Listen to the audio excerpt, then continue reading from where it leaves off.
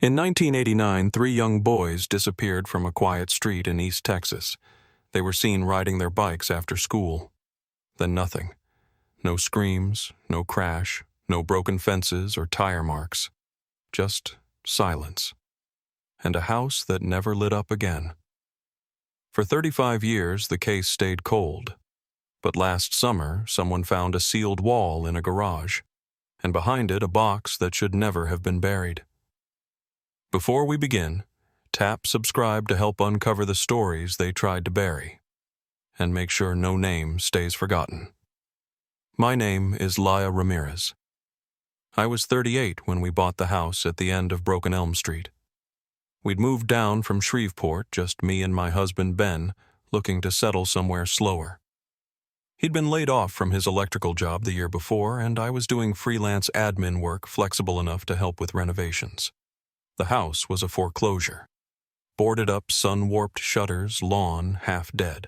It sat at the bend of a cul-de-sac like a question no one wanted to answer. But it was cheap, and we thought we saw something in it. Potential, maybe. Room to breathe. The place had been empty for almost 2 decades. Still had a faint smell of mildew under the floorboards, and you could hear every groan in the pipes, like the house was trying to remember how to work again. Most of the neighbors didn't say much. Older folks kept to themselves. A lot of the homes looked like they'd been passed down or sold off cheap. It was quiet, not just peaceful, but hushed, like a place that had trained itself not to make noise. I remember thinking even early on that something about the street felt too still. Ben used to joke that the trees on the sidewalk were listening. They'd lean in with the wind, creak a little, then stop. We spent that first summer ripping up carpets and hauling out wood rot. The garage especially needed work. Whoever lived there last had built a strange second wall along the back, like a frame that didn't match the rest of the structure. Ben noticed it right away. He was prying at it with a crowbar that morning. I was outside sorting through a box of garden tools when he called my name, not loud but sharp enough to make me freeze. I stepped into the garage and saw him crouched down by the corner, brushing cobwebs off a wooden crate wedged behind the studs. The air was heavy. Sunlight streamed in through the window and hit the side of the box just enough to show a name scribbled across the top in faded black marker. Danny. It wasn't locked. Just nailed shut old wood swollen from decades of heat and damp. Inside were children's toys, a broken fire truck, a school library card, a notebook full of stick figures and backward lettering, and a Polaroid. 3 boys, identical red jackets, arms around each other, standing on a porch that looked almost exactly like ours. Same crooked railing, same cracks in the concrete walkway. I didn't speak. I just took out my phone and searched what I already knew I was going to find. Triplets. Missing. Broken Elm Street. It came up right away, Daniel Evan and Miles Cooper, 7 years old, last seen riding their bikes home from school. No suspects, no answers. I looked up from the screen. Ben was staring across the street. They lived there, he said. The house opposite us was brick 1-story overgrown lawn porch shaded under a sagging awning. That was the first time I noticed the porch light was on, and someone was sitting in the rocking chair. I hadn't seen them before, and they hadn't moved. The wind picked up just slightly rustling dry leaves across the sidewalk, and the box sat open behind us, waiting. We gave the box to the police the same day we found it. 2 cruisers showed up around 4 in the afternoon, followed by a detective in a loose blazer who looked like he hadn't been told much before arriving. They took pictures, sealed everything into evidence bags, and asked us the standard questions when we found it: how long we'd owned the property, if we'd touched anything after opening the crate. I answered while Ben stood off to the side, arms crossed, not saying much. The detective's name was Sarah Kwan. She was polite, careful, and made a point of not saying anything she didn't need to. She gave us a card before leaving and said, "We'll reopen the file. If anything new turns up, someone will follow up." Then she added, "But don't expect a miracle. These boys have been gone a long time." That night the house felt different. The air was heavier, like whatever we'd disturbed was still settling. I kept checking the garage light, half expecting it to flicker. It didn't. But I couldn't sleep. I stayed up reading everything I could find about the Cooper boys, Daniel, Evan, and Miles. 7 years old, last seen around 4:12 p.m. on a school day riding their bikes near the corner of Willow Lane and Broken Elm. A neighbor said they were laughing as they passed. Another said they never made it home from school at all. For a while, the disappearance was considered non-suspicious, just a case of missing children. It wasn't until months later that the case was reclassified as a likely abduction. Even then, there were no real leads. The trail went cold quickly. Their mother, Elaine Cooper, had stayed in town. She still lived across the street, though I hadn't known that when we moved in. I didn't know until the next morning when I walked over with the photo in my hand and knocked on her door. She was older, of course. Her hair had gone white at the edges and her voice was quieter than I expected. But when she opened the screen door and I asked if she was Elaine Cooper, she didn't flinch. She just looked at me for a long second and nodded. I introduced myself, said we were the ones who bought the house across the street and that we'd found something. Some items that seemed like they might belong to her sons. She didn't ask to see the photo right away. She just stepped aside and said, "Come in." Her living room was small but clean. A fan turned slowly overhead and there were 3 identical school portraits on the mantel, all the same boys, all wearing the same sweater. I handed her the Polaroid. She held it carefully like it was warm. She didn't speak for a while, just stared at it, scanning every detail. "This was the day before," she said eventually. "That's Miles in the middle. He always stood like that."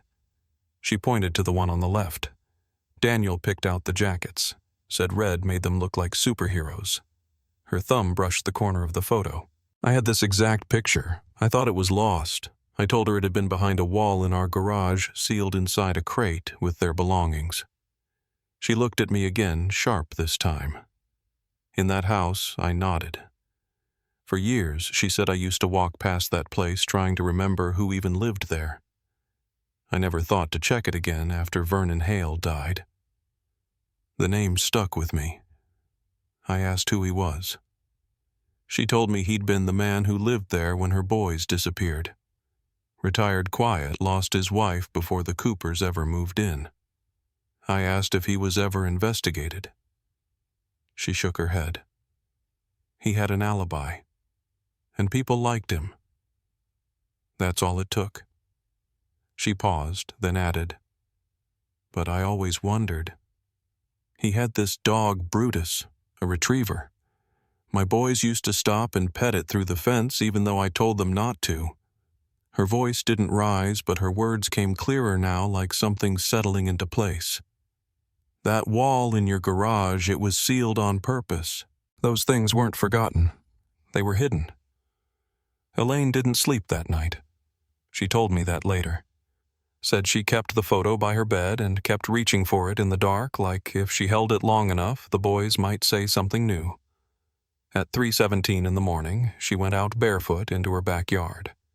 She hadn't planted anything in years. Not since the roses failed to bloom on what would have been their 10th birthday. But that night, she started pulling weeds from the ground with her hands. She told me she whispered to the dirt. They weren't just lost. By morning, Ben and I were back in the garage. We hadn't touched the space since the police had finished, but the air still felt dense, like the walls were still holding their breath. We sat at the dining room table with coffee neither of us drank. I said, "We have to help her." Ben exhaled and leaned back in his chair. "We gave everything to the police. What else is there to do?" I didn't answer right away. I just stared out the window toward the old brick house across the street. "You saw her face. That photo was taken here. Something about this place. No one ever looked hard enough at it." Ben rubbed his hands down his jaw. "We could start with Hale, see who he was, where he came from. I told him I already had. He died in 2002 stroke. No children.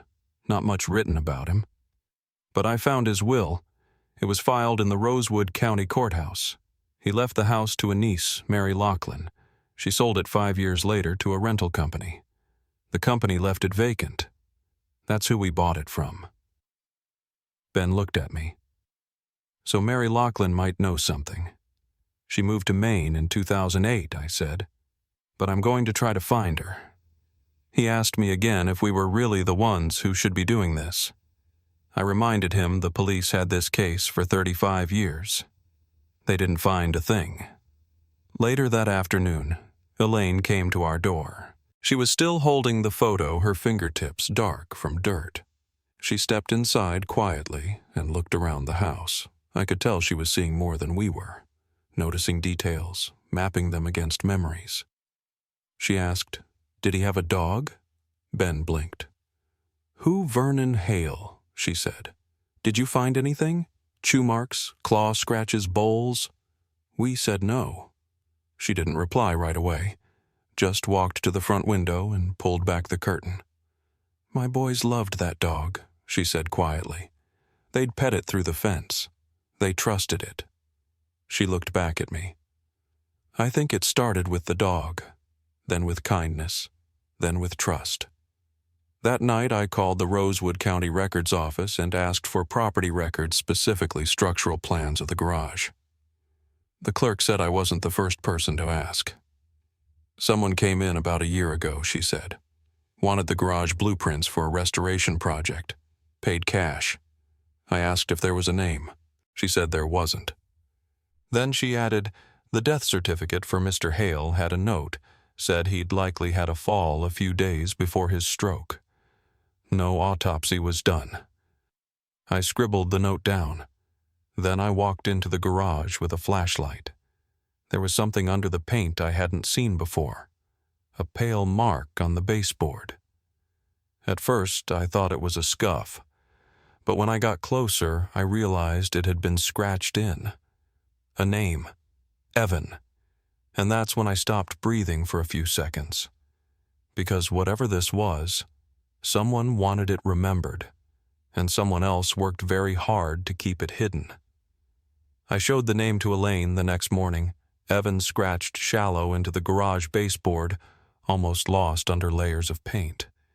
She didn't speak right away. Just stared at it for a long time, her mouth slightly open like she was remembering something all at once. Then she asked me to take her back inside. We walked through the house again, but slower this time. She paused at the hallway corner near the garage door. She touched the wall near the light switch, ran her hand along the trim. I asked if anything looked familiar. She didn't answer. Detective Nolan stopped by that afternoon. She came alone, said she was following up quietly off the record. She had a folder tucked under her arm and a small recorder in her hand she didn't turn on. We sat at the kitchen table, just the three of us. Nolan said the boys' belongings had been processed and logged into evidence. Nothing forensics could pull from them so far. No prints, no hair, no usable trace. But she'd seen the photograph and she'd seen the carved name. "I believe something happened in that house," she said. "What exactly I can't say yet." Elaine leaned back in her chair, eyes steady on Nolan. "He was never questioned," she said. "Not really. Vernon Hale. Everyone just assumed he was harmless because he was old and quiet. But they were in his garage. That's where we just found them. And no one ever looked." Nolan listened but didn't write anything down. "Do you remember if the boys had their bikes when they disappeared?" she asked. Elaine nodded once. "They rode them every day after school. Always parked them on the side of the porch. Were they ever found? No. The bikes vanished with them." That's when Nolan said she wanted to bring in ground-penetrating radar. Quietly. She mentioned another case, 2001, a few counties over. A child went missing. Elderly man lived alone. That man died of a stroke too. And last year, when investigators reopened the case, they found a pair of children's shoes buried under his garage floor. Elaine sat forward slightly.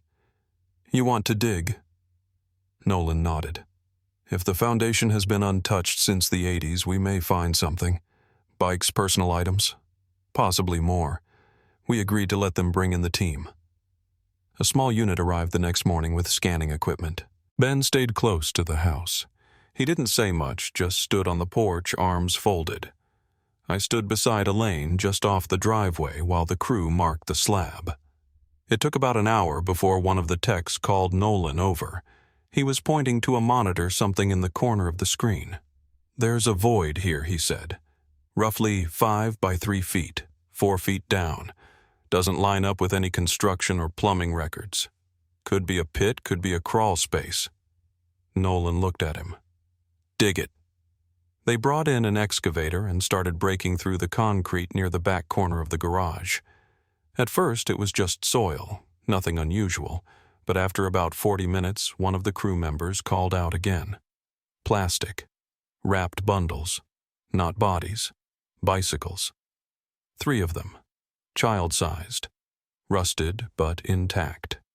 Each one had a small laminated tag tied to the handlebar. Names still visible, though faded. Daniel, Evan, Miles. Elaine stepped back. She didn't cry. She just covered her mouth with both hands and slowly knelt. I moved toward her without thinking, held her up by the arm. "They were here," she said, barely audible. "They were here." Nolan crouched near the bike's gloved hands, moving carefully over the plastic. "They buried the bikes," she said, "but not the boys." The next day, Elaine came to our porch again. She was holding a photograph, one I hadn't seen before. It was the boys on their bikes taken the morning they disappeared. She pointed at the background near the edge of the frame. Behind the trees, past their driveway, was the outline of Vernon Hale's house. And just to the side, standing still near the porch post, was a man. Thin build, pale shirt, barely visible. "That's not Vernon," she said. He was heavier, older. But that could have been someone else. She took the photo and tucked it back into her folder. I had a name for her. The hospice records we pulled showed Vernon had an aide for the last 6 months of his life, a man named Ralph Mason. No license, no known address, just a P.O. box no longer active.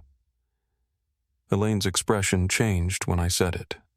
That name was never in the report, she said. Never came up. Not once. We sat at the table again, just like before. She laid out the photos she'd saved.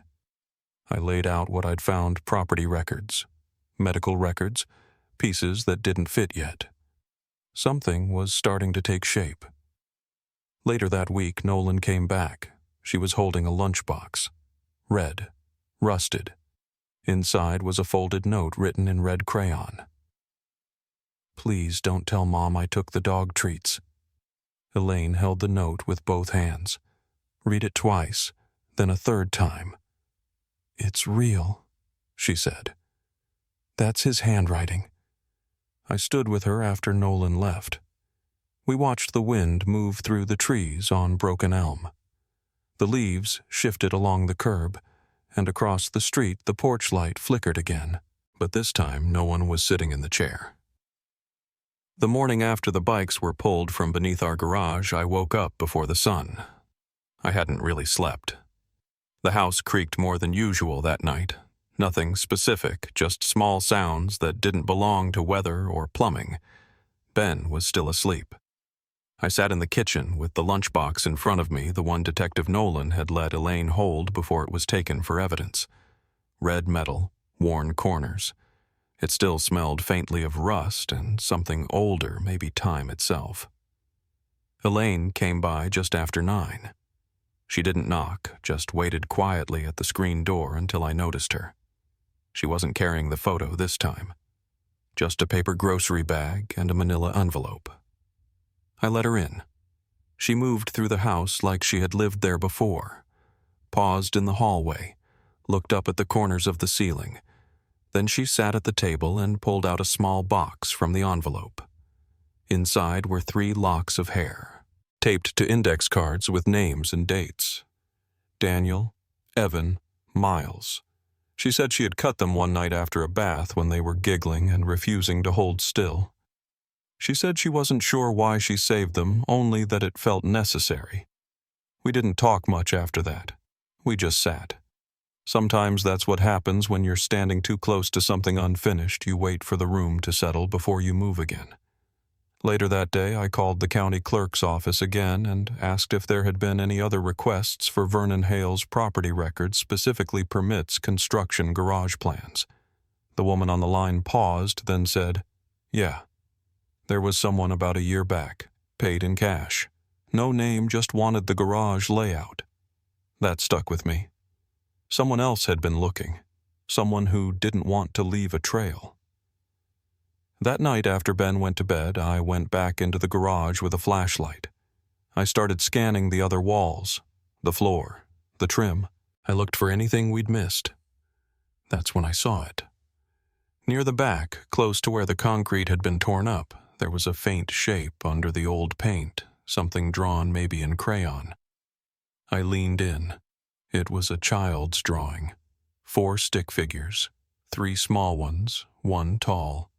A dog next to them, and under it, written unevenly, "We're not supposed to go." I don't remember going back inside. I just remember turning off the light and standing in the kitchen for a long time, holding the flashlight and staring at the floor. The next few days, everything slowed down. The police had the bikes, the crate, the lunchbox. They were processing things, but nothing new was coming out yet. Elaine stopped by almost daily, not to ask questions, just to sit. Sometimes she brought coffee, sometimes she brought silence. Ben kept to himself. I think part of him didn't want to know more than we already had. One morning, Elaine showed me a photo I hadn't seen before. It was one of the boys' birthday parties, balloons, folding chairs, a cake with superhero candles. But what she pointed to wasn't the boys.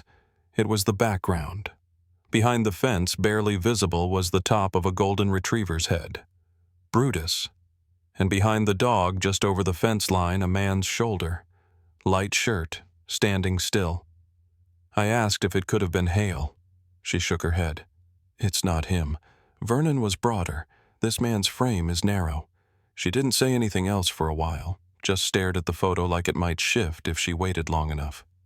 I asked Nolan if she could get us more from Hale's records, anything about people who had contact with him before his death. That's when she mentioned Ralph Mason again. The aide listed in hospice records.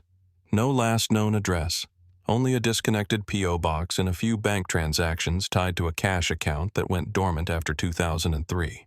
Nolan had already been checking with financial institutions and said one bank flagged a safety deposit box tied to one of Mason's aliases, Harold Moss. She requested a warrant. It came through by the end of the week. Inside the box were 3 expired passports, a forged driver's license, and a single photo. 3 boys seen from behind, sitting on a wooden bench. One had a stick in his hand.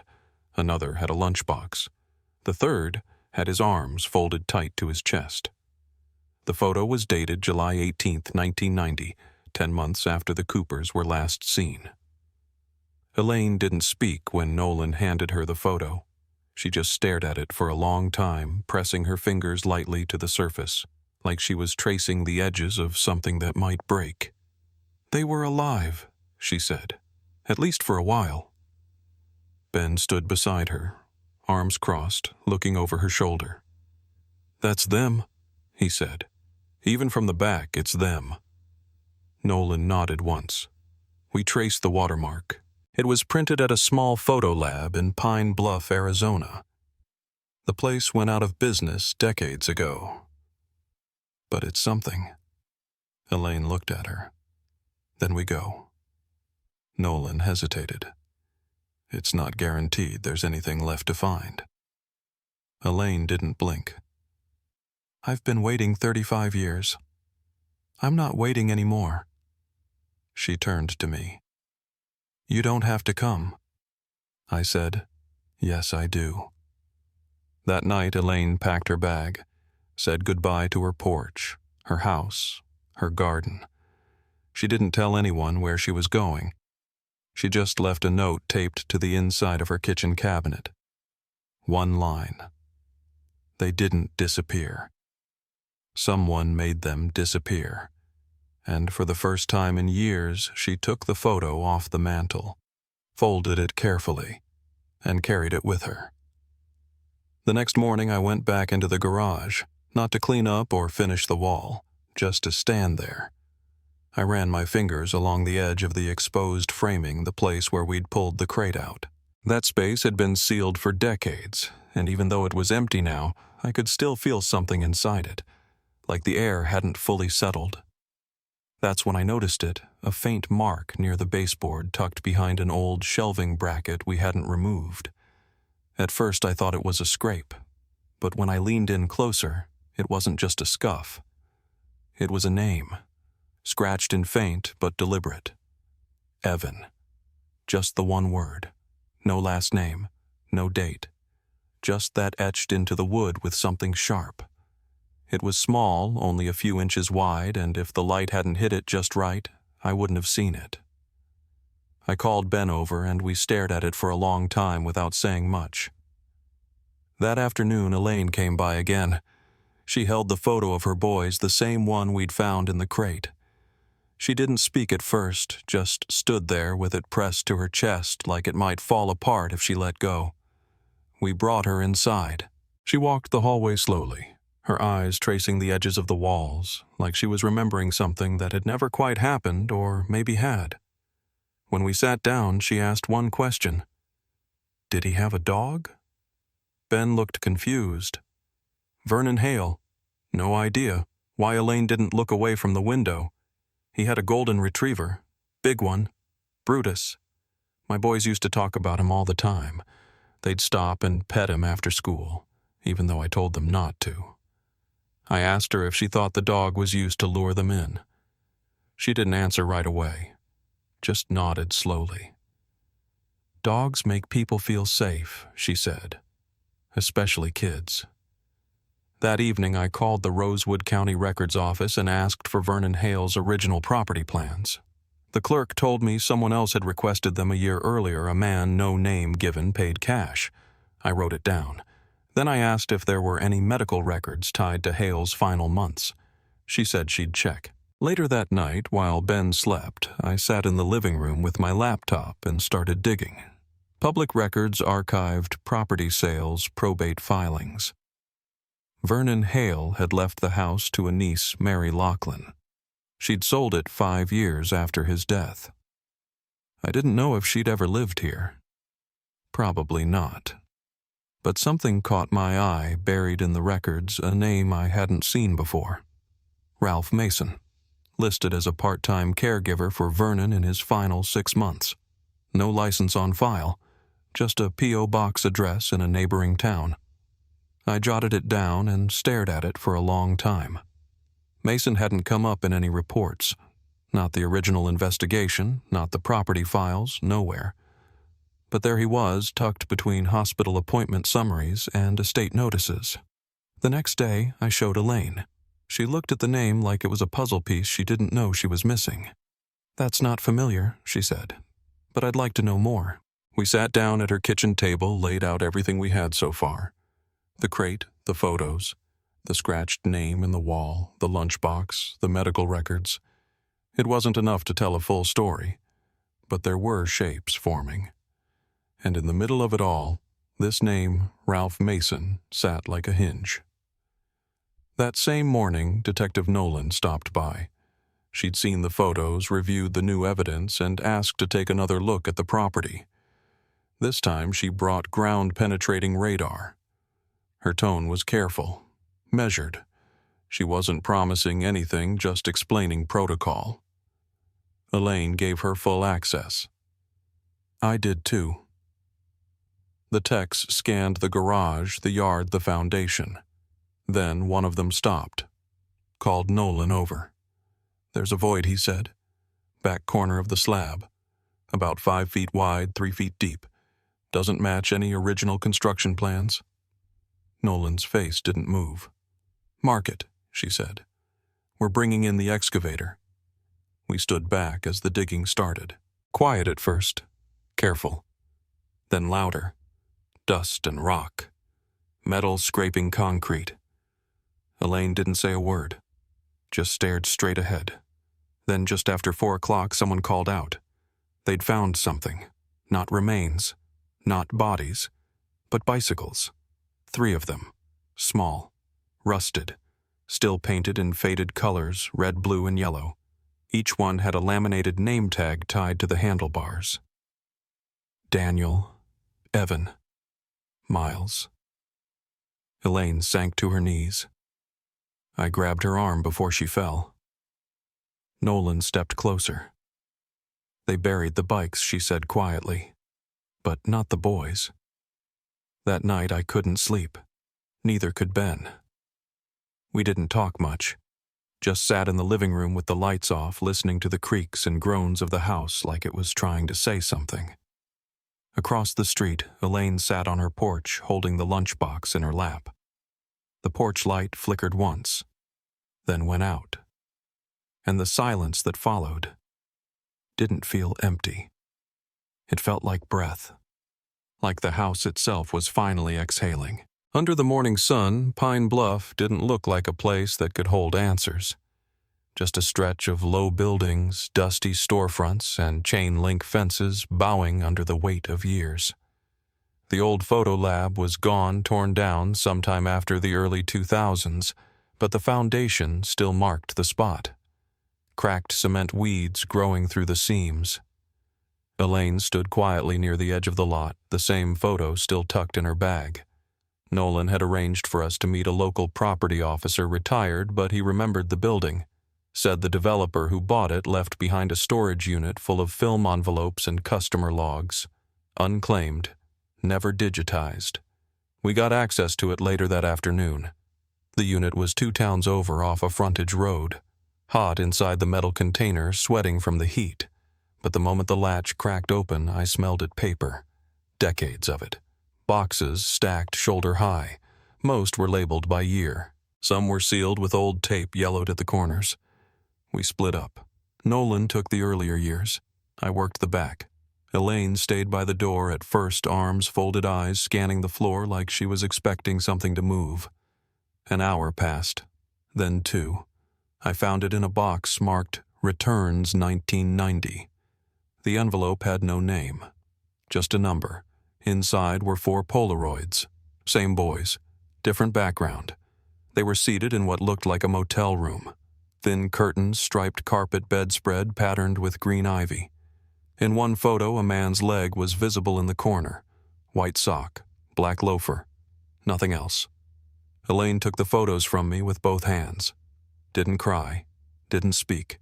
Just held them to her chest like a heartbeat she didn't want to miss. Nolan photographed everything, logged the prints, and asked the property officer about motels still standing from that era.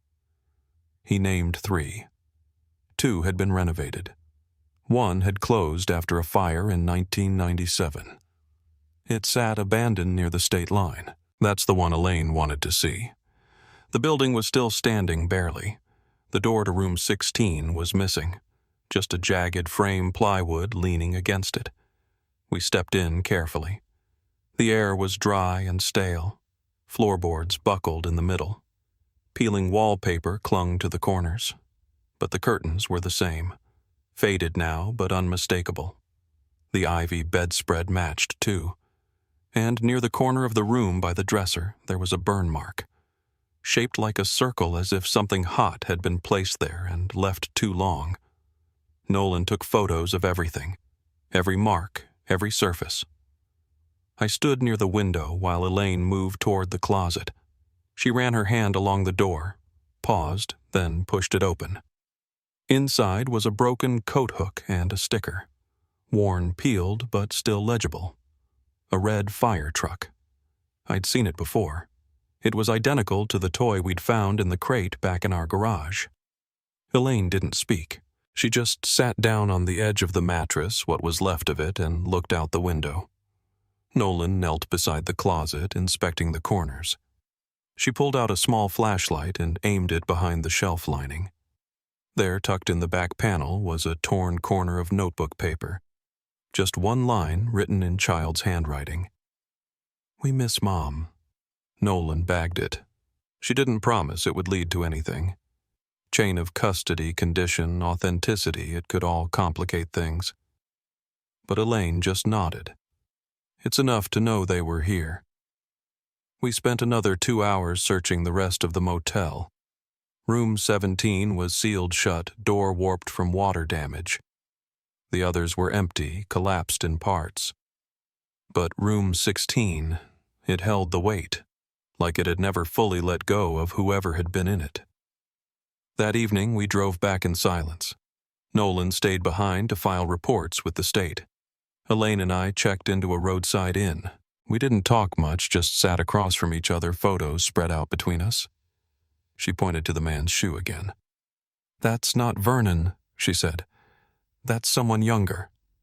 I pulled out the list of names again, Hale's known contacts, Mason's known aliases.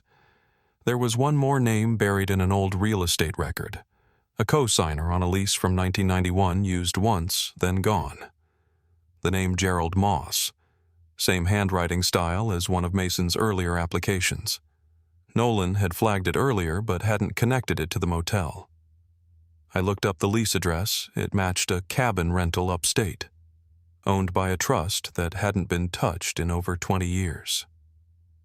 Elaine leaned forward. "We go there next."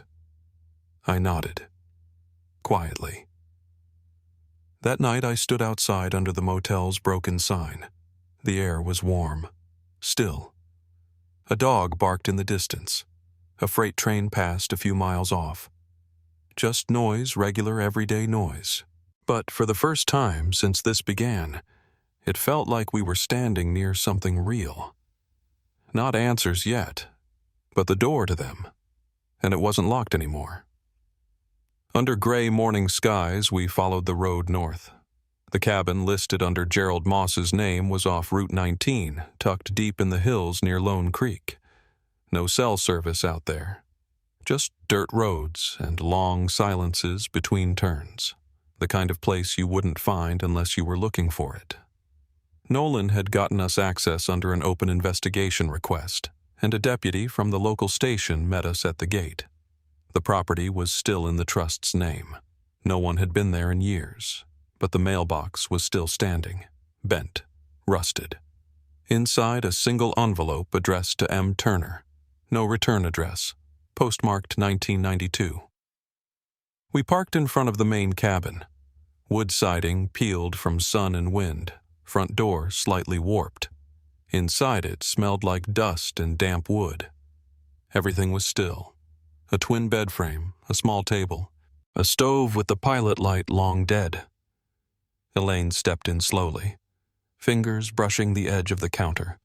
The wallpaper was curling at the corners, but on the back wall above the table were faint thumbtack holes, rows of them, as if someone had once pinned up drawings or notes, then took them all down in a hurry.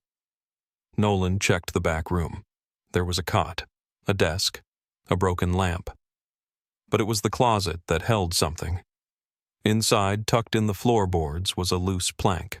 Beneath it, an old cigar box wrapped in cloth. She opened it carefully. Inside were items that shouldn't have still been here. Fragments of lives sealed in silence. A cloth headband. A matchbox from a diner 300 miles south. 3 Polaroids faded at the edges, and a cassette tape unlabeled still in its case. We didn't speak.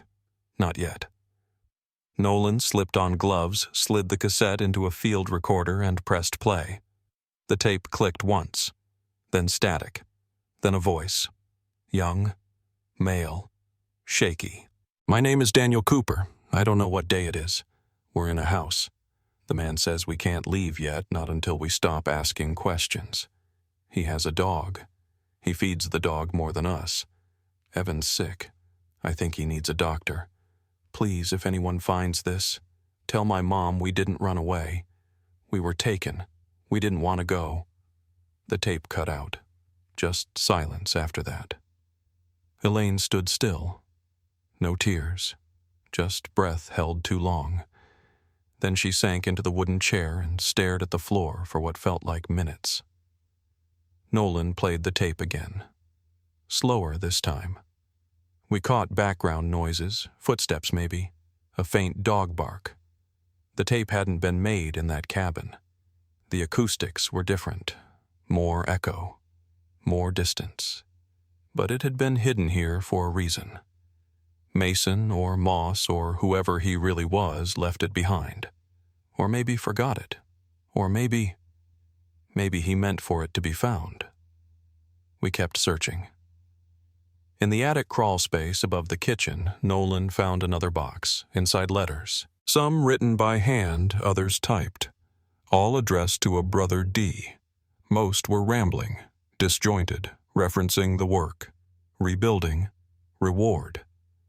One had only a single line repeated over and over. They listen if you're quiet. They listen if you're quiet. That night we checked into a motel 30 minutes down the road. Elaine didn't speak much. She sat on the bed holding the tape recorder in her lap. I remember the way her fingers traced the edges, careful, like it might still be warm from her son's hands. Back in town the next morning, Nolan put out a warrant to exhume Vernon Hale's burial site. She wanted to rule something out, or maybe rule something in. It was a long shot, but she said she needed to know if the man buried under that stone was who they claimed it was. Dental records were pulled, forensics reviewed. It took 2 days. On the 3rd, the lab called back. The remains matched. It was Hale. But inside the coffin was something unexpected. Tucked in his jacket pocket was a photo, folded, creased. It showed the 3 boys standing beside a man face, mostly obscured, but the outline, the shape, matched one of the early driver's licenses filed under Ralph Mason. Only one known copy of that photo existed, and Elaine had it. It had been stolen from her nightstand drawer the week after her sons vanished. We stood in the records room staring at the evidence printout.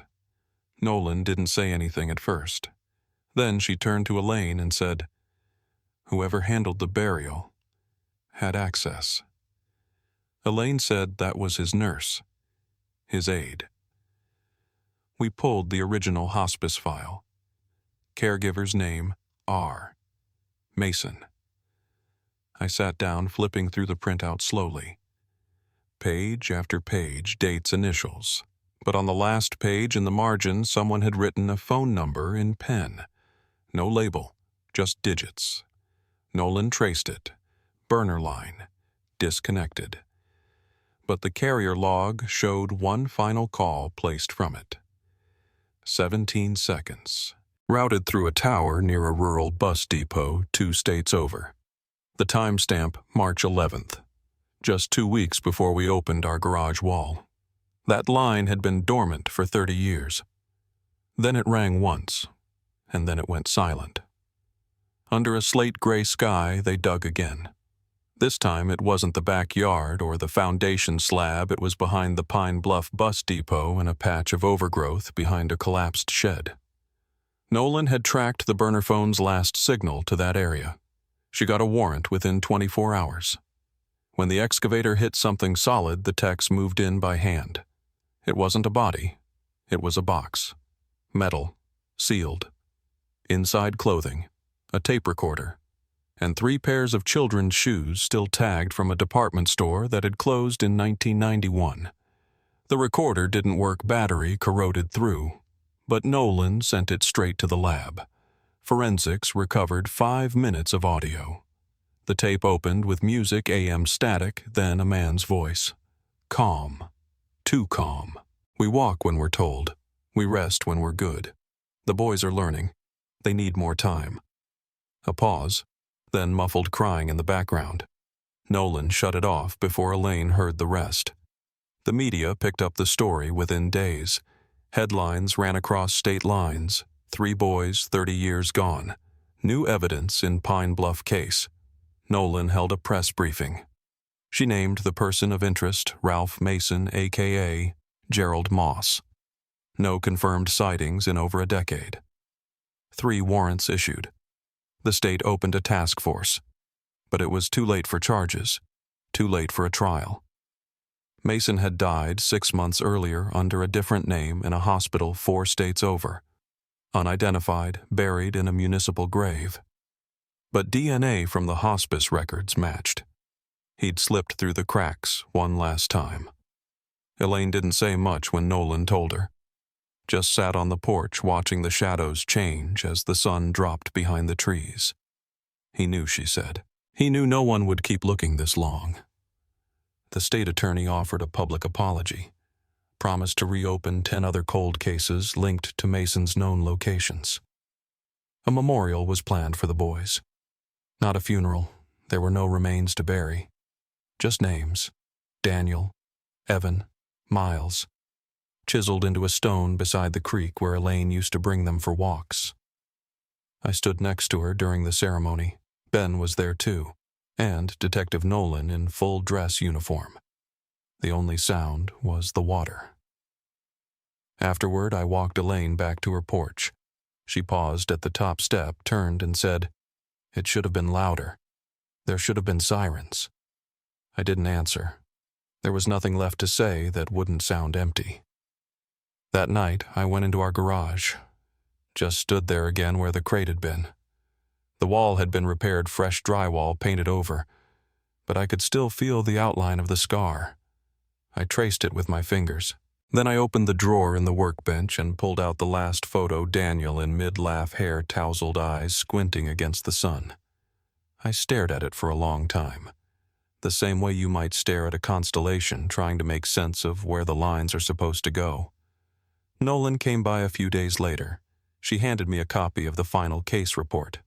Dozens of pages. Timeline, evidence list, known movements, cross-referenced IDs. I asked her what would happen to the cabin. She said the land would be seized, the belongings inventoried, and what couldn't be tied to a legal heir would be destroyed. I asked if that included the tape. She didn't answer. Before she left, she looked at the front porch, at Elaine sitting by herself. She never gave up, Nolan said. 30 years. Most people wouldn't have lasted 3. A week later, a letter arrived. No return address, postmarked from out west. Inside was a single note typed on a manual typewriter. No name, no date. Just one line. He told us no one would ever believe her. We handed it to the task force. They couldn't trace it. They're still trying. Sometimes late at night I hear the tape in my head, the one they pulled from the ground, the man's voice calm and steady, the rules, the silence that followed. And I think about all the rooms we never found, all the boys who never had names etched into walls, and the man who built a whole world underneath the one we thought we knew. It's been almost a year since the final report was filed. Mason's name was sealed under 3 aliases, 27 known addresses, and a dozen more we'll probably never track down. But the case is officially closed. Daniel, Evan, and Miles are no longer listed as missing. They're listed as victims. That word victim carries weight. Not just because of what happened, but because someone finally believed them. After all those years, someone listened. Elaine still lives across the street from us. She keeps her porch light on just like she always did. Every evening around dusk, she sits in the rocker with a blanket over her lap, even in the warmer months. She doesn't talk much anymore, but sometimes I see her with that old Polaroid in her hands, the one with her boys on the porch arms slung over each other like nothing could touch them. She doesn't cry when she looks at it. She just watches the light fade behind the trees. Quiet. Still. Nolan was promoted last fall. She didn't celebrate. Said the only thing she cared about was getting names off the wall at records. The cold cases board looks different now. There's space again. Not because the pain is gone, but because someone made the space mean something. I think that's all Elaine ever wanted. Not answers, not punishment, just proof that someone had seen her sons, that they weren't forgotten, that they mattered even in the silence. I still walk past that garage most mornings. The drywall's been painted over twice now. You'd never know what used to be behind it. But I know. I was the one who opened it. I was the one who saw the box. And I've never stopped hearing the voice on that tape. The way Daniel said his name. The way he tried to be brave for his brothers. The way he asked anyone not to forget them. Some nights the wind shifts through the trees on our street just right, and I think about all the people who've lived here, and all the ones who didn't get to stay. A neighborhood is just fences and sidewalks until someone teaches you what was buried beneath it. We didn't move away. People ask why. But the truth is, this is still our home. It always was. And now the story is part of it too. If you've made it this far, thank you for listening, for remembering, for holding space where silence once lived. If this story stayed with you, consider sharing it so no name gets left behind.